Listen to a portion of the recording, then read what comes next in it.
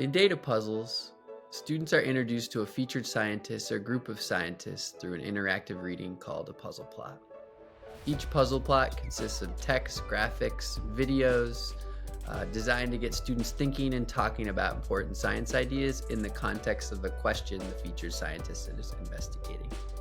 In this video, middle school science teacher Erin Mayer describes how she engaged her students with the puzzle plot in the context of the tracing carbon through the Arctic ecosystem data puzzle.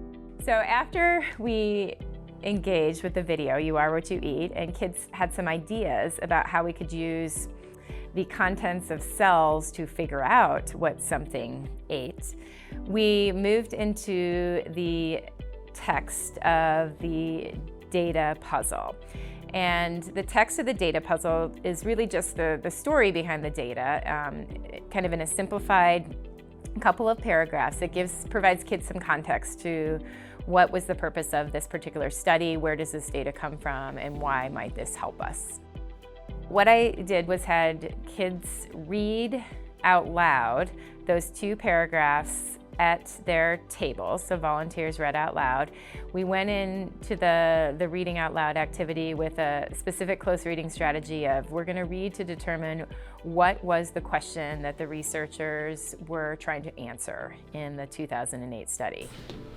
So go ahead and open up your paper portfolio, and you have this diagram in front of you. So they had the diagram, they had a few minutes, and they were tasked to identify 3 things that they noticed in the diagram and specifically write them down. Then they interpret what that means. The energy or the fat goes into the zooplankton before, and then the zooplankton go into the bowhead whale. Then we came together and made sure that we were all at consensus about what the purpose of the study was. After the students engaged with the initial data puzzle text, I had them predict what the scientists could figure out by looking at fats in algae.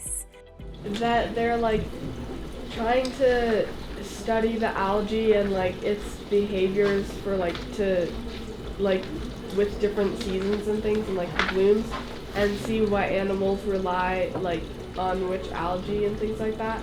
So the students at their tables all came up with predictions, and then we recorded all those predictions on a class slide deck. And we kind of put those to the side to save for later and look at those predictions again after we had actually spent some time with the data set. The purpose of the puzzle plot is to provide students with context and background knowledge they'll need to analyze and interpret a data set collected by the featured scientist.